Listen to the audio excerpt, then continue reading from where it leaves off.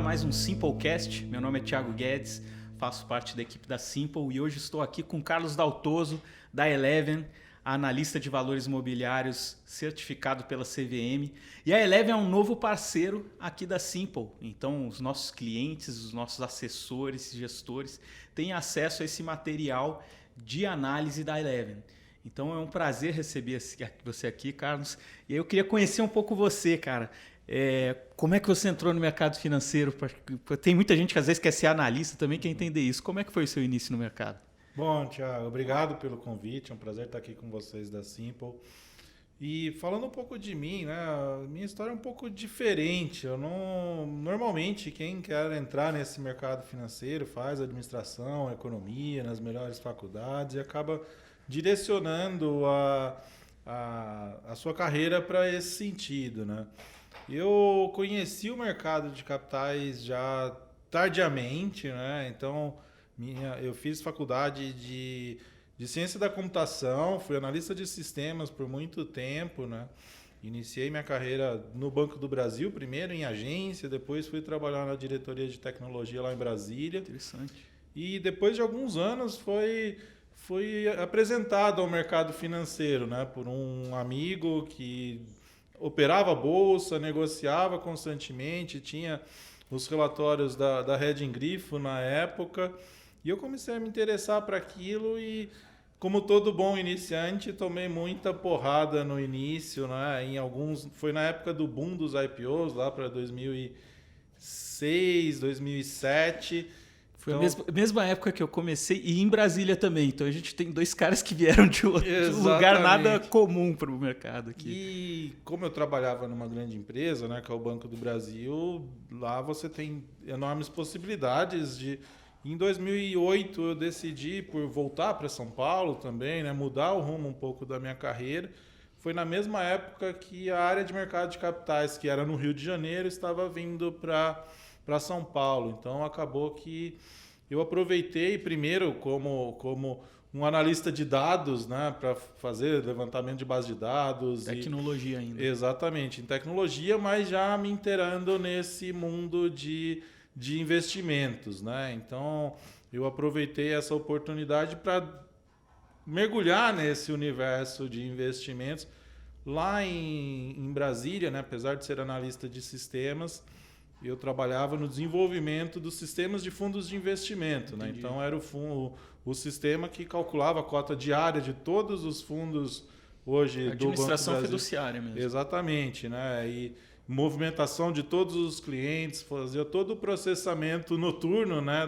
De toda a movimentação dos fundos de investimento. Então, nessa época já me inteirando bastante, mas o mercado de ações mesmo eu fui aprender com esse meu amigo lá de Brasília que me apresentou esse universo. Legal. Você sempre focou então em ações e como é que você se desenvolveu nessa parte? Como é que surgiu essa... Qual foi o caminho para você falar, cara, agora eu estou bom em ações, estou aprendendo sobre isso?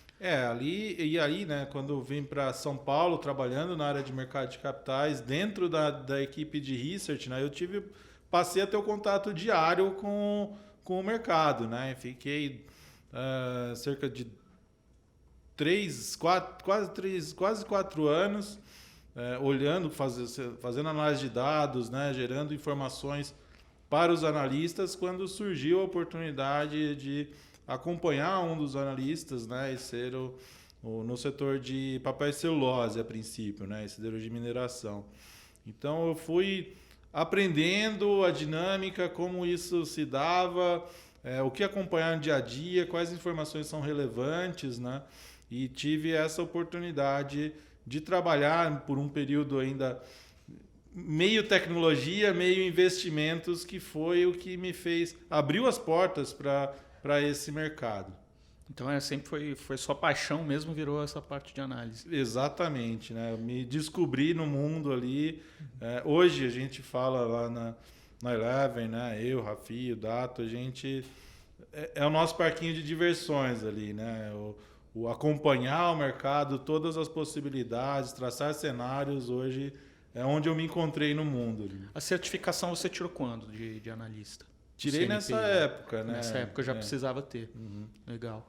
E aí, como é que foi esse caminho para chegar até a Eleven? Como é que surgiu a Eleven?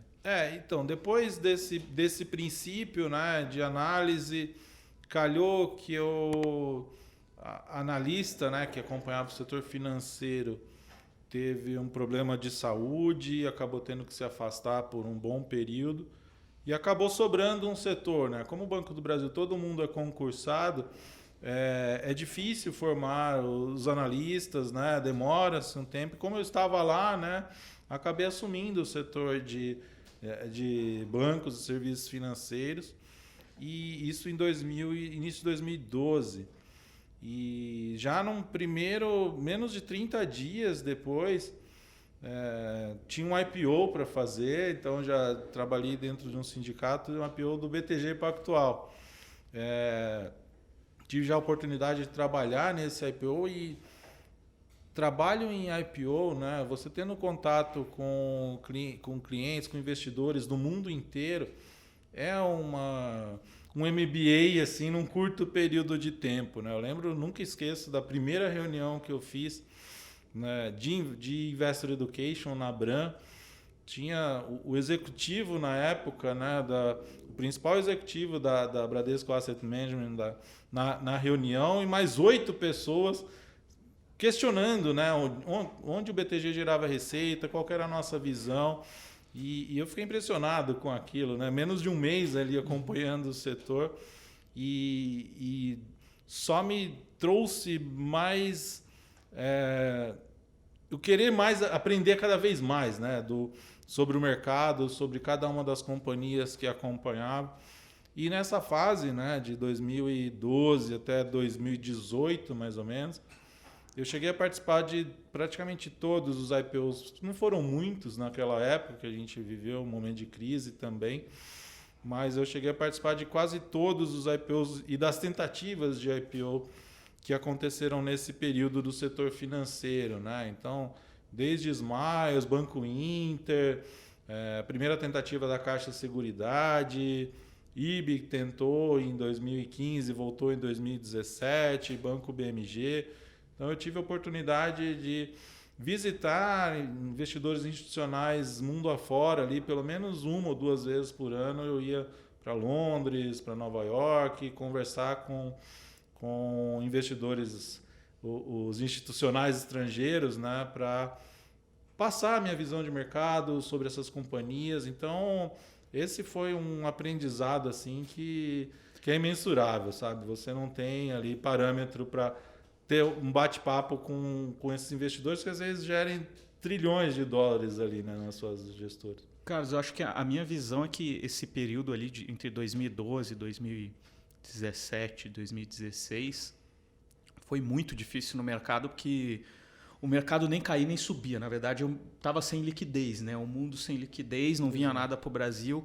E não era nem que quando ele mexia, ele caía um pouco, a bolsa, e não subia muito. Então, acho que é um período de aprendizado assim, muito grande. Eu fico com a impressão, eu queria saber a sua opinião. Esse mercado que a gente está passando hoje, muita gente se acha gênio porque está tudo subindo, está mais fácil de operar, né?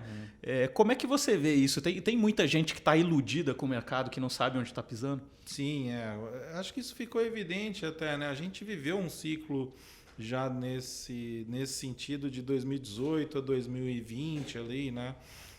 De bolsas subindo de maneira constante, e muita gente não sabe gerenciar o risco ali, né? De como investir de maneira correta, respeitar o seu perfil de investidor, né? Que a gente vê ali muitos exageros, né? E numa época que a bolsa sobe de maneira constante por vários meses, o pessoal fica mais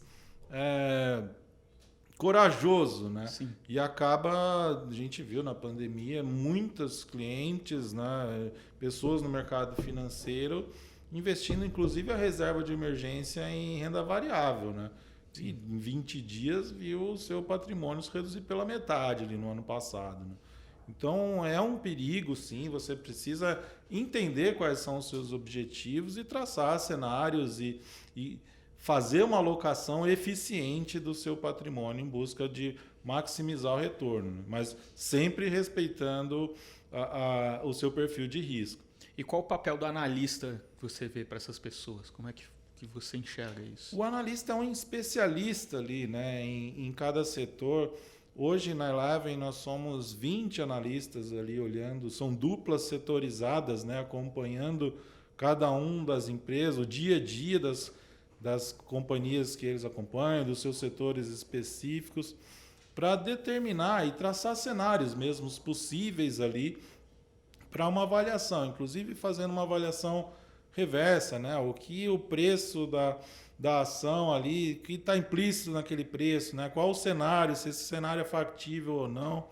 Então, o trabalho do analista é traduzir, né? Trazer de uma maneira mais fácil toda essa informação para o investidor. Legal. Carlos, conta como é que começou sua história na Eleven. A gente já sabe que você estava ali no Banco do Brasil, então trabalhando ali nos IPOs, fazendo várias... pegando um mercado difícil pra caramba. Isso. E aí, como é que surgiu a Eleven na sua vida? Em 2000, nós vivemos 2015, 2016, 2 anos muito difíceis, né? De PIB negativo, 2 anos consecutivos. E na época, né, eu estava fazendo essas ofertas e tudo mais, e eu conheci o Adeodato via um grupo de WhatsApp que hoje virou, inclusive, o Traders Club, né? Legal. E depois isso derivou em outro grupo, comecei a acompanhar alguns gestores e buscando, né, entender essa evolução de mercado que eu estava acompanhando, que era a chegada das pessoas físicas na Bolsa, né? Que nós tivemos por muito tempo cerca de 500, 600 CPFs ali cadastrados e não saía disso, né?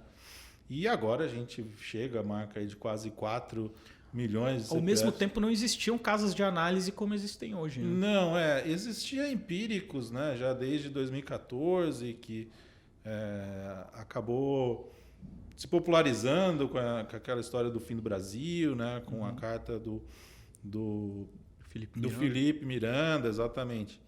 Que, assim, estava de correto. Se você lê hoje, aconteceu diversas coisas que estavam ali colocadas, né? E depois surgiram outras, né? A Suno, a própria Eleven, a Nord, né? Mais recentemente. Então, eu já estava acompanhando de perto esse fenômeno ali das casas de análise, né? Mas sempre via a Eleven como algo mais próximo do meu mundo, né? Porque para quem não sabe, as casas antigamente a análise sempre era dentro das instituições, não existia análise independente. Então era análise do banco X, análise da corretora X. Então acabou se descentralizando isso e criando as casas independentes. Exatamente, né? Aqui no Brasil, né? Não isso existia, no Brasil. Né? E aí voltando ao nascimento da própria Eleven, né? O Adeodato trabalhou vários anos em Chicago, em uma boutique de M&A, e lá ele consumia muito análise independente, né? E depois voltou para o Brasil, obviamente, e trabalhando com M&A também, teve a ideia da criação da Eleven, que nasceu num primeiro momento para atender investidor institucional estrangeiro, né?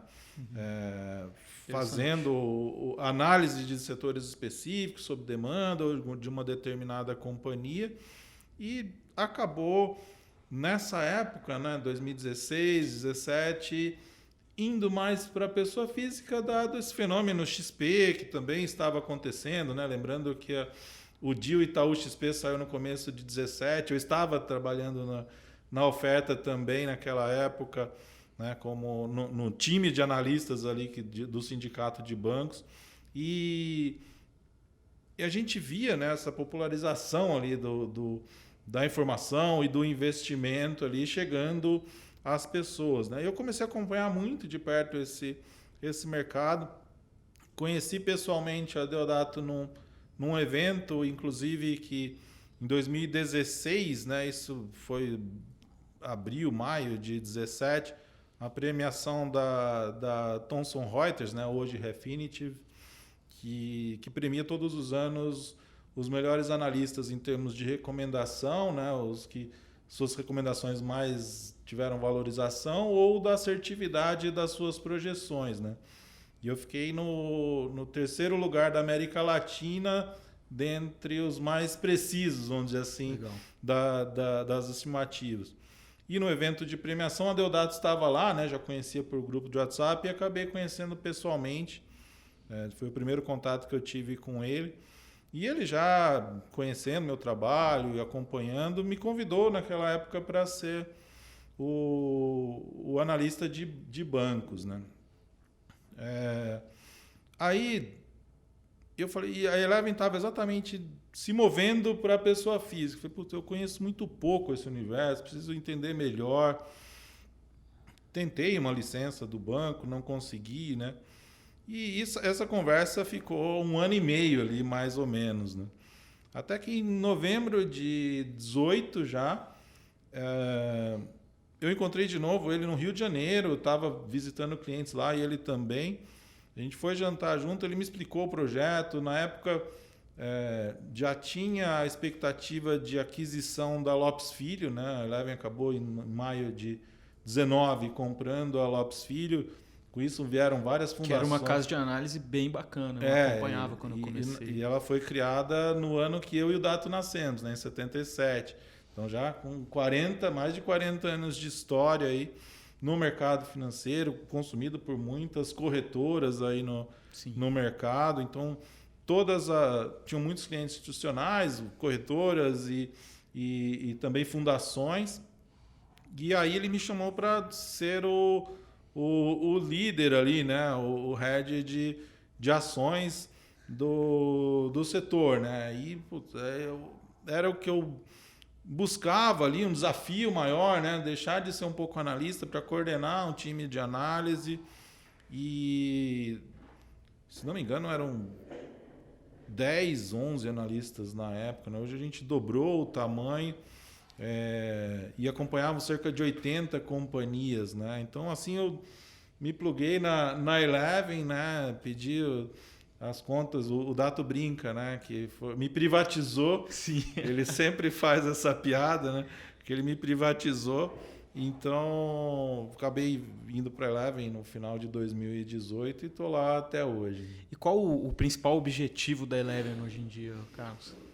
Hoje a gente é um prestador de serviços para o mercado como um todo, né? Desde as grandes instituições financeiras até corretoras, agentes autônomos.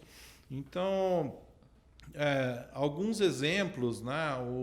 O Banco do Brasil mesmo queria lançar um fundo imobiliário. A gente tem uma equipe que faz, liderada pelo Raul Grego, né? Que faz análise de fundos imobiliários. E essa indústria é muito viciada em yield, né? Só ver o quanto é o dividend yield ali, se cabe ou não. A gente faz uma análise criteriosa, ativo por ativo, de cada um dos fundos envolvidos. Isso chamou a atenção do Banco do Brasil, do pessoal da BBDTVM, que chamou a Eleven para ser o consultor imobiliário de um fundo de fundos que eles lançaram no início desse ano. Então a gente presta serviços desde o Banco do Brasil para várias corretoras também, bancos digitais. E a Eleven hoje é um prestador de serviço para os mais diversos elos da cadeia, né? De alguma forma isso também facilita vocês terem mais informações, né? Porque vocês estão falando com todo mundo no mercado. Né? Exato. E a ideia é exatamente isso, né? Que os nossos clientes, pessoas físicas, operem como os profissionais, tenham a mesma informação que as gestoras grandes têm, né? Que as corretoras têm. Então, a gente busca traduzir essa informação e levar esse tipo de informação para a nossa base de clientes, né? Outro exemplo, o Banco ABC Brasil, né? Eles estavam acompanhando esse boom de ofertas que a gente já viu nos últimos anos e queriam participar de alguma forma, né? Ao invés de criar uma equipe de research, treinar, contratar, eles contrataram a Eleven e plugaram a Eleven no projeto. Então, hoje a gente representa o Banco ABC Brasil em algumas ofertas de ações aí no mercado, né? Então, temos relatórios exclusivos ali também para vários outros bancos digitais, corretoras, carteiras específicas também para alguns clientes, alguns elos da cadeia do mercado. Então, a ideia é exatamente isso, né? Toda a conversa que a gente faz com os institucionais, aqui, lá fora. Ontem mesmo, o próprio Raul teve uma conversa com uma gestora da Inglaterra, não dos Estados Unidos, da Inglaterra, sobre uma empresa específica. Então, a gente trouxe vários insights para ele de como essa empresa está se posicionando nos Estados Unidos. Então, a gente traz todo esse tipo de informação para o nosso cliente pessoa física ali. Eu acho que esse é o principal ponto. Você que é pessoa física, você pode investir igual os profissionais, acompanhando mesmo a análise, tomar as decisões igual um gestor toma, mas todo gestor tem análises que ele utiliza. E isso depende de uma equipe, né, para você fazer essa análise. Qual a equipe da Eleven hoje? Quantas pessoas são? Como vocês são organizados? Eu falei de cerca de 20 analistas em ações especificamente, né? E aí temos mais um time de macro, um time de renda fixa, outro que acompanha fundos imobiliários, e tem o Rafi também, que é o nosso head de análise técnica, né? Que trabalha muito bem a junção das duas escolas, né? Da escola fundamentalista e da técnica, né? No que a gente chama lá do Fusion, né? Das análises. E então tem também a célula do Rafi ali que acompanha mais essa parte técnica. Então a gente tem hoje e tem também o que egresso da Lopes Filho, né? O time do Risk Bank lá no Rio de Janeiro. E ao todo são 35 analistas, né, acompanhando o dia a dia do mercado em todos esses segmentos. Né? Legal. Eu queria que você falasse uma carteira que eu acho bem importante para os nossos clientes, para os nossos assessores, que é a carteira recomendada mensal, que acho que a principal é a Access, né, que vocês chamam. Qual que é o fundamento dela? Qual que é o raciocínio que vocês utilizam para essa carteira? A carteira Axis é a nossa principal estratégia, né? Ela não é diferente das outras. Nós temos outras, uma de dividendos, uma de small caps. Depois a gente entra nelas também. Exato, que são 100% fundamentalistas, né? A carteira Axis acompanha muito e olha também o momentum, né, de cada uma das empresas. Então, essa estratégia especificamente foi criada, né, para clientes institucionais, né, para redistribuir, é uma carteira exclusiva para o público B2B da Eleven, né, redistribuir para a sua base de clientes. Então, ela foi montada ali buscando um retorno total, né? E ela, como eu falei, ela não é 100% fundamentalista. Muitas vezes, né, isso gera muito questionamento. Às vezes uma determinada ação não está com uma recomendação de compra no nosso guia, por exemplo. E ela pode aparecer na estratégia Axis, dado um momento favorável. Ou ela vai divulgar algum resultado que entendemos que é mais favorável, ou tem alguma perspectiva de algum evento sair, ou mesmo numa junção das escolas, né, ela esteja com um momento favorável ali sob o aspecto da análise técnica. Então, essa é uma carteira olhando com foco, né, no retorno total. E o que a gente tem trazido, ela já aconteceu, por exemplo, né, em momentos de maior incerteza no ano passado. Né, em março do ano passado, a gente optou, por exemplo, por deixar 15% da carteira em renda fixa. Fala, segura esse pedaço do dinheiro destinado a ações e como um custo de oportunidade aqui, né? E lá pelo dia 22, quando as coisas começaram a clarear, a gente alocou esse recurso ao longo do mês, né? E isso aconteceu em novembro também do ano passado, com a eleição americana, né?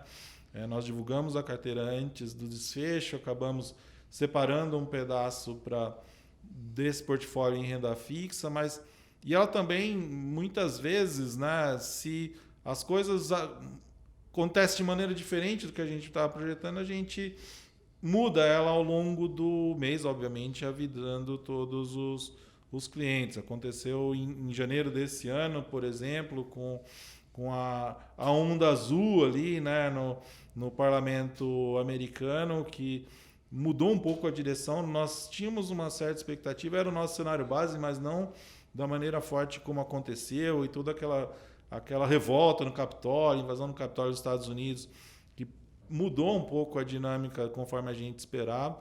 Então, a estratégia Axis é uma carteira, não é puramente fundamentalista, ela olha todo o momentum também e buscando um retorno total. Tá, então é uma estratégia que leva em conta o momento, análise técnica também um pouco, riscos também políticos, ela não é quadrada ali que o fundamento Exato. é esse, eu vou comprar e eu tenho que sempre ter o aplicado. Exatamente. É mais ou menos como uma gestão de fundo mesmo. Exato, e também não fica, as outras todas, ela tem a sua alteração só na virada do mês, né? Essa não, se muda uma dinâmica, a gente ajusta ela ao longo do mês também, então ela tem uma flexibilidade maior como uma gestão de um fundo mesmo. Legal, menos quadrado, né? Para qual tipo de cliente você acha que é a carteira Axis?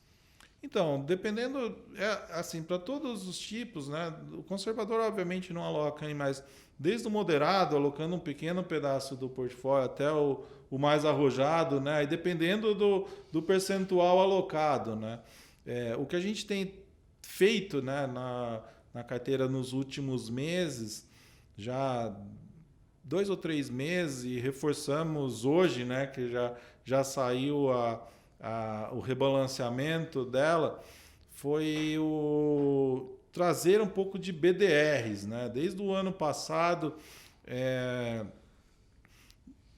o mercado abriu, né? A CVM abriu o mercado, só investidor qualificado podia investir em BDRs aqui no Brasil, e desde outubro de 2020 que público em geral tem acesso a esse tipo de investimento, né? Que são recibos, né, de ações de outros países, né? Desde os Estados Unidos, China, e há um mundo de ETFs Google, também. Facebook. Exato, né? Um mundo de ETFs que é um mundo à parte ainda, né?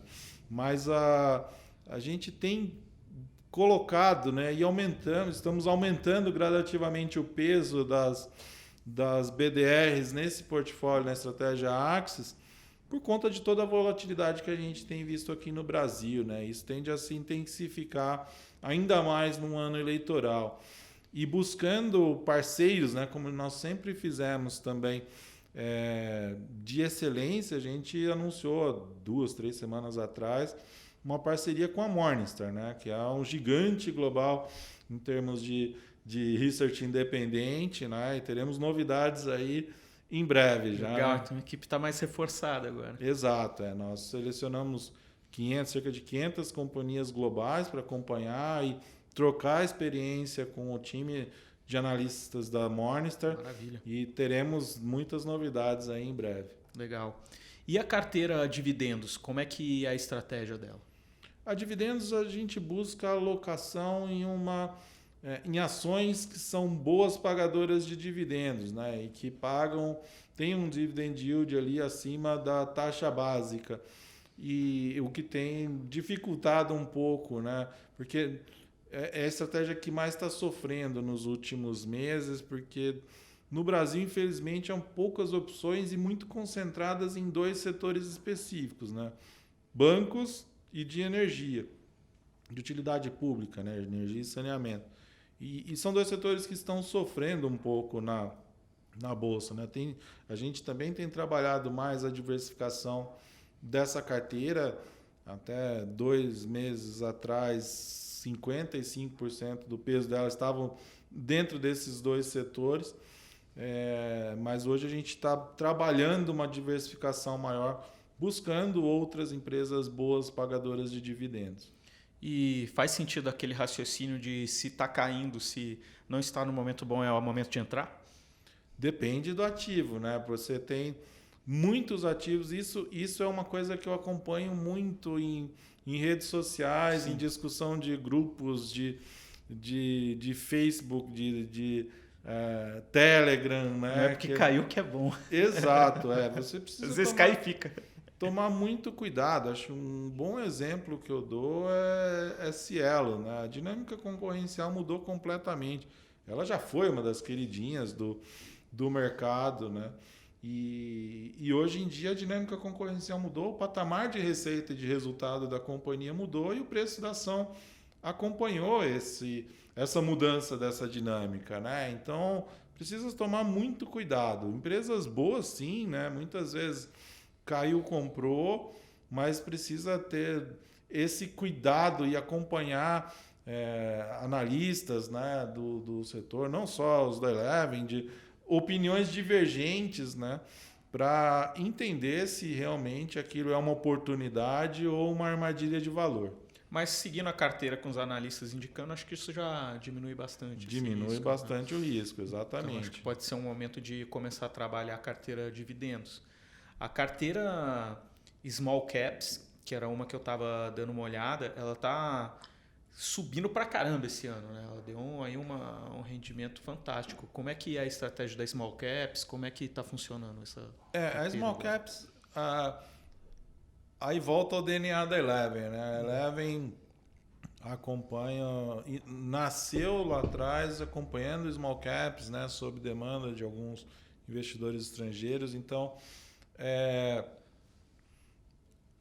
tem algumas empresas do mercado que só a Eleven acompanha, né? Óbvio, tem outros grupos, outras casas mas que a Eleven é uma das poucas, né? Se não a única casa de research independente que está no consenso da Bloomberg e da Reuters, né? Então, essa reunião que eu mencionei, né, de uma grande asset da Inglaterra, ela achou o nosso analista via Bloomberg ali, né, que era o único que cobria essa determinada empresa e veio atrás, né, entrou em contato para fazer uma reunião. E a carteira de Small Caps vai um pouco dessas origens, né, da Eleven. Então, ali a gente seleciona, ela foi criada em junho de 2019 e investe, né, e aloca na sua estratégia puramente fundamentalista, essa, né, especificamente, em empresas cujo valor de mercado seja de até 8 bi de reais, né? Eram 2 bi de dólares na época, né? Hoje o dólar já está um pouco acima desse patamar, né? Mas a gente manteve ali esse patamar, ocorreram algumas empresas que fugiram desse, né? Se valorizaram muito. Acho que um bom caso é a Localweb, que ela apresentou uma valorização muito grande o ano passado, deixou a estratégia em janeiro agora, porque a empresa deixou de ser uma small cap, né? Não que a empresa estava ruim ou algo nesse sentido, mas a gente busca alocar em empresas com valor de mercado até de 8 bi. Legal. E vocês hoje têm uma quantidade de empresas que vocês acompanham muito grande, né? Quantas empresas que vocês têm em relatório com a sua análise e a determinação se é compra, venda ou neutro? Quantas são essas empresas? São mais de 180 empresas, né? A gente tem acompanhado e feito relatórios pré-IPO de praticamente todas as ofertas, né? As não ser a que a gente está envolvido no sindicato via ABC Brasil, via Modal agora, ou tem algumas restrições, nós emitimos relatório pré-IPO, né? Então, esse ano já foram quase 30 inícios de cobertura ali das ofertas que saíram até o momento. A expectativa é que tenhamos muito mais IPOs aí no segundo semestre. E hoje são mais de 180 companhias que nós acompanhamos no dia a dia, né? Esse time de 20 analistas que eu mencionei. E temos ali algumas companhias, como eu falei, que só a Eleven acompanha, né? Então, tem algumas oportunidades bem interessantes. Nós pegamos Taurus, por exemplo. Nós começamos a acompanhar em 2019. Vimos um momento de virada importante ali na companhia. Ficamos 3 meses estudando, né? Muitas vezes fala... essa empresa é boa, vou lá comprar. A gente passou 3 meses estudando o mercado americano de armas, como que era a dinâmica de importação e exportação de peças. Fomos lá em São Leopoldo 2 vezes também. Eu, analista de indústrias, e o analista de renda fixa, né, na época, para monitorar o risco, porque na primeira vez que nós estivemos lá, eles estavam comemorando o pagamento de um principal de dívida pela primeira vez na última década, né? Então, as coisas realmente estavam mudando num ponto interessante, e a gente publicou um relatório de recomendação de compra em novembro de 2019, o preço da ação estava R$ 3,30, alguma coisa assim, né? Hoje está mais de 27. Então, é um trabalho criterioso e de muito estudo antes de dar. A gente tem a noção, né, dessa responsabilidade, o que é dar uma recomendação de compra, de venda. Claro que não vamos acertar todas, né?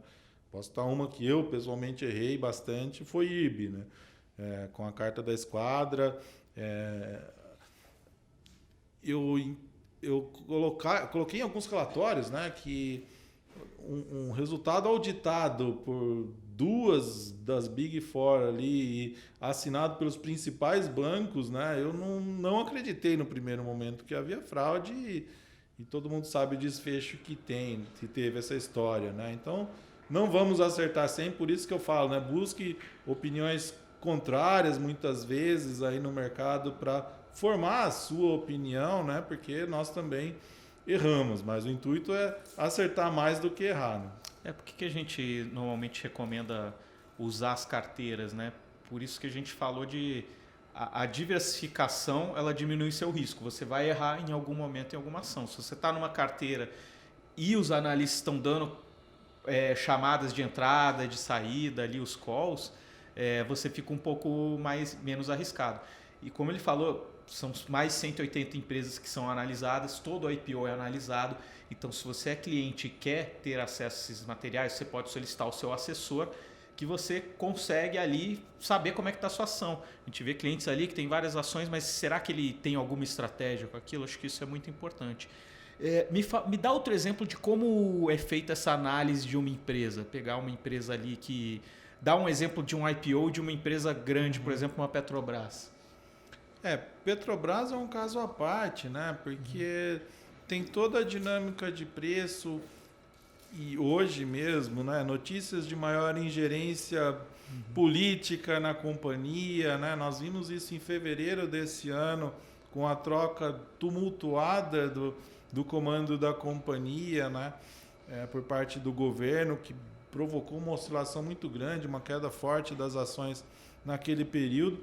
Mas e a gente, óbvio, acompanha desde reunião da OPEP, quando está acontecendo, até a dinâmica de embarque, né, de importação. Ao mesmo tempo tem muita óleo, gente né, acompanhando a empresa também. Né? Exato, exatamente. Então tem muita informação desse tipo de companhia, né? E os analistas acompanham diariamente lá o preço da commodity, volumes vendidos, né, nos postos de combustíveis, e toda a informação hoje disponível.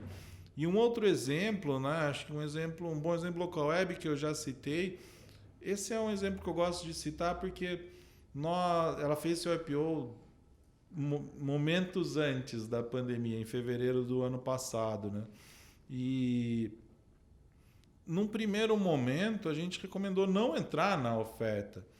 E às vezes nessas ofertas grandes, né, nós acabamos não tendo acesso aos executivos da companhia, que estão em período de silêncio, né, e a regulação da CVM não permite, mas nós conversamos desde fornecedores, clientes e concorrentes dessa companhia para entender a dinâmica desse mercado. E o legal dos IPOs é que tem vindo empresas de setores muito distintos, né? Muitas empresas foram colocadas no balaio de tecnologia, mas são completamente diferentes, em estágios diferentes de maturação. E nessa conversa com clientes da Local Web, né, uma das coisas que nos chamam muito a atenção é que praticamente 100% das pessoas com que nós conversamos falavam que o serviço prestado era ruim, né? Tinha falhas, problemas e tal. Isso nos chamou muito a atenção e mesmo assim a gente não achou na época que o preço que o IPO estava saindo estava atrativo e recomendamos não entrar. Passou um mês, veio a pandemia, tudo o que aconteceu. E a Localweb estava no momento certo, na hora certa, né? Ela foi a porta de entrada para o mundo digital para muitas companhias, né? Que se plugaram em marketplaces usando as soluções da Localweb.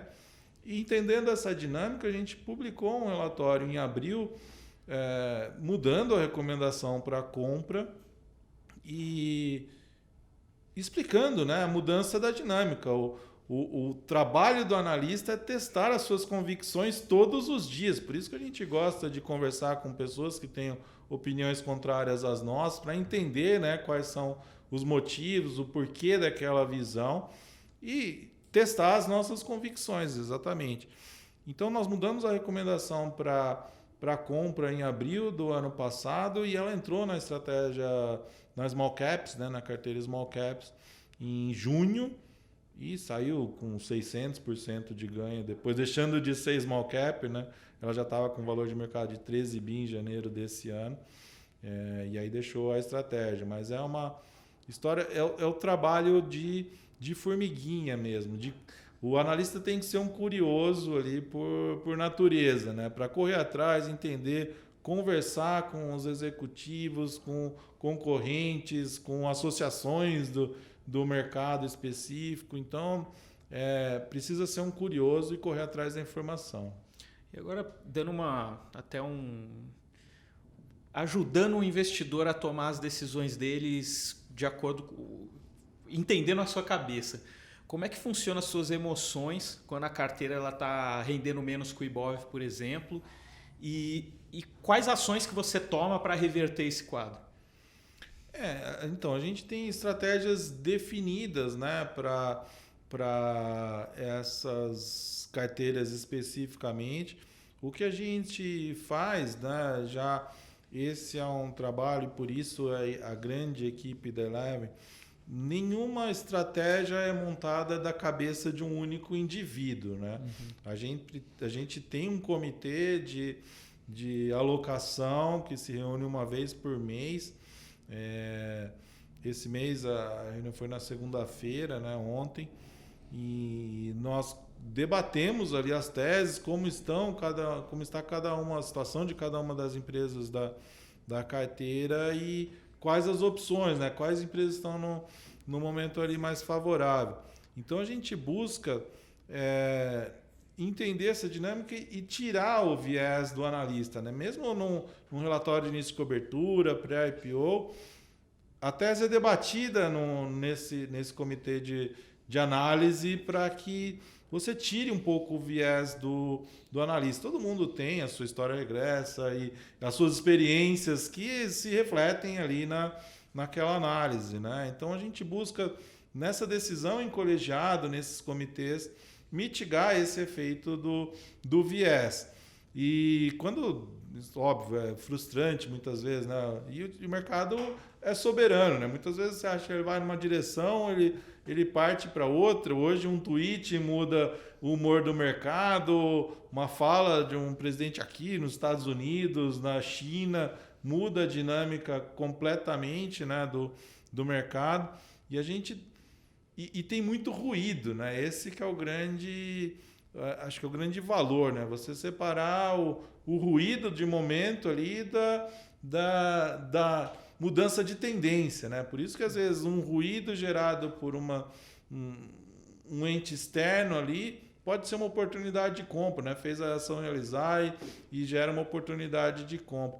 Mas a montagem do portfólio de todas essas carteiras trazem uma diversificação setorial, né? Para onde vai o dólar no mês que vem? Eu não faço a menor ideia. Então vamos colocar uma empresa que se beneficia com a alta do dólar, outra que se beneficia com a queda, mesclando ali essas outra mais voltada ao consumo, às exportações, outra mais ao consumo doméstico. Então, tem toda um conhecimento ali, né, para trazer um certo equilíbrio a esse portfólio. A própria carteira Axis, né, que foi divulgada, tinha Mercado Livre rendendo 20% e a Ânima Educação caindo 20%, mas a carteira tá ganhando bem do Ibovespa esse mês, né, até amanhã de hoje. Hoje o mercado está bem azedo, né, mas nós, nesses comitês, e quando aconteceu a crise, nós intensificamos, né? Esses comitês viraram semanais para justamente entender essa dinâmica, né? O que mudou nas companhias. Os nossos analistas que tinham reuniões frequentes já com os diretores financeiros das companhias, as reuniões passaram a ser semanais, né? Eles tinham que ligar para todas as empresas do seu cobertura lá em março do ano passado, né? Semanalmente, para entender o que eles estavam fazendo para resguardar o caixa, quais medidas estavam sendo tomadas.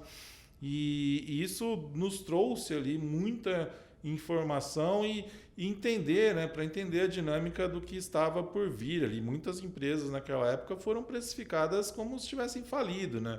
Sim. Azul, Via Varejo, só para citar alguns exemplos, né? E depois retomaram, né? Mas naquele primeiro momento de pânico, muitas empresas estavam sendo precificadas como se tivessem quebrado. Legal. Qual que é a sua expectativa para a Bolsa até o fim do ano? A gente tem uma estimativa de Bolsa 138 mil pontos no final do ano. Quando ela chegou a bater 130 ali, né, algumas semanas atrás, muita gente revisou para cima, nós mantivemos ainda como cenário base 138 mil pontos, justamente por entender essa dinâmica de volatilidade, maior volatilidade. Acho que a antecipação do debate eleitoral hoje não traz muitos benefícios em termos de bolsa, o problema fiscal ainda é muito grave. Então a gente manteve ali a estimativa de 138 mil pontos para o final desse ano. Mas mesmo assim, né, fazendo e o cenário otimista seria 151 mil pontos, né, mas a gente ainda tem como cenário base 138. Além desses relatórios que a gente falou, vocês também têm calls de análise técnica, né? Tem carteira semanal. E como é que funciona a carteira semanal? Ela não é bem semanal, é a carteira Fusion, né? Que o Rafi utiliza nós começamos ela lá no início, 2017, né? Logo que o Rafi chegou na Eleve, como uma carteira semanal, mas nós víamos, né, que ao longo do período nós deixávamos montava na segunda na abertura e desmontava no fechamento na sexta-feira. Que ela não capturava muito bem o momento, né, de cada, e às vezes deixava muito dinheiro na mesa. Então é uma estratégia Fusion, de junção das duas escolas, e ela tem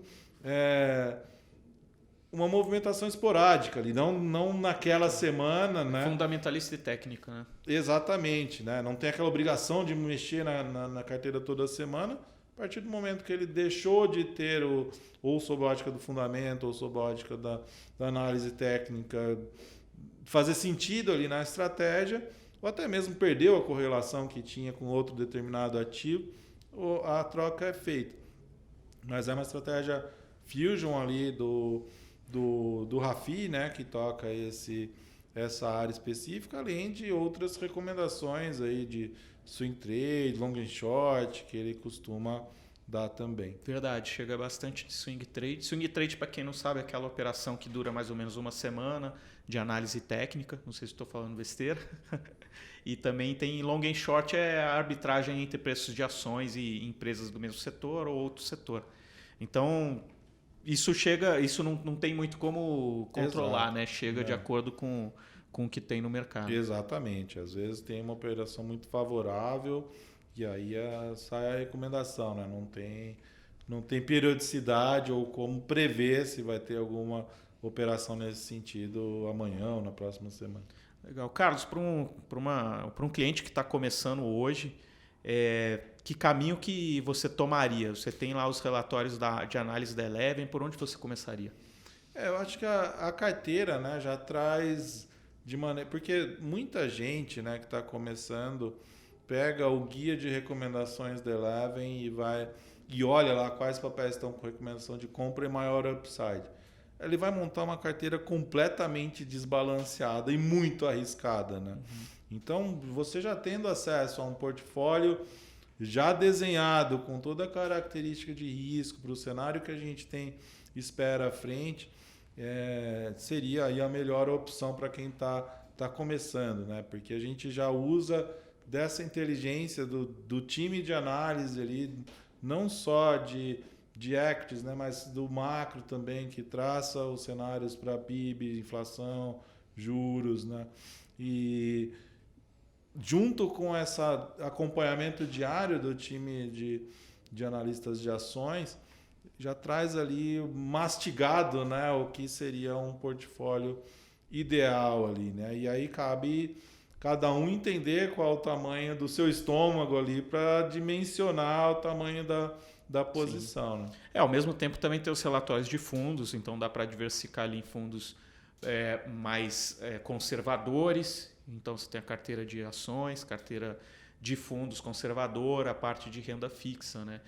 E fundos imobiliários. Então é bem amplo, né? Assim, o mundo de relatórios da Eleven até foi uma das características que fizeram a gente tomar a decisão de ter a Eleven como parceiro, é realmente essa capacidade de olhar todo o mercado, né? Não somente ações, mas toda essa gama de produtos do mercado. Exatamente, né? E muita gente nos questiona, por exemplo, quando vocês vão fazer análise de cripto, por exemplo? A gente não... Óbvio que eu falei, né? A gente é muito criterioso na análise. Então, enquanto não tiver um especialista em cripto lá, a gente prefere não emitir opinião, né? No que a gente não conhece. Então, dado esse critério que a gente tem na análise, né? Em breve poderemos ter alguma análise de cripto, mas por enquanto nós não temos esse especialista aí na área. Legal. Carlos, obrigado pelo podcast aqui, pelo Simplecast. Fica à vontade para fazer suas considerações finais aí para os nossos clientes e assessores. Não, Thiago, eu que agradeço o convite. Acho que foi um bate-papo muito gostoso aqui e obrigado aí pelo todo esse espaço que a Simple está dando aí para a Eleven. E agora, parceiros aí no mercado, estamos juntos aí, contem conosco aí no que precisarem. Beleza. Obrigado, Carlos. É um grande prazer para a gente ter essa parceria com a Eleven. Nós somos uma corretora de investimentos que trabalha uns pilares bem importantes de liberdade, transparência, compartilhamento de crescimento com o nosso projeto Sim Equity Back, com os nossos clientes e parceiros, sejam eles consultores, gestores ou agentes autônomos de investimento. Então conheça mais a Simple, abra sua conta, utilize os relatórios da Eleven, é só pedir para a nossa equipe. E muito obrigado pela participação de todos. Peço para você se inscrever aqui no nosso canal, dar um joinha aí, deixar o seu like e obrigado pela sua participação. Até a próxima. Um grande abraço.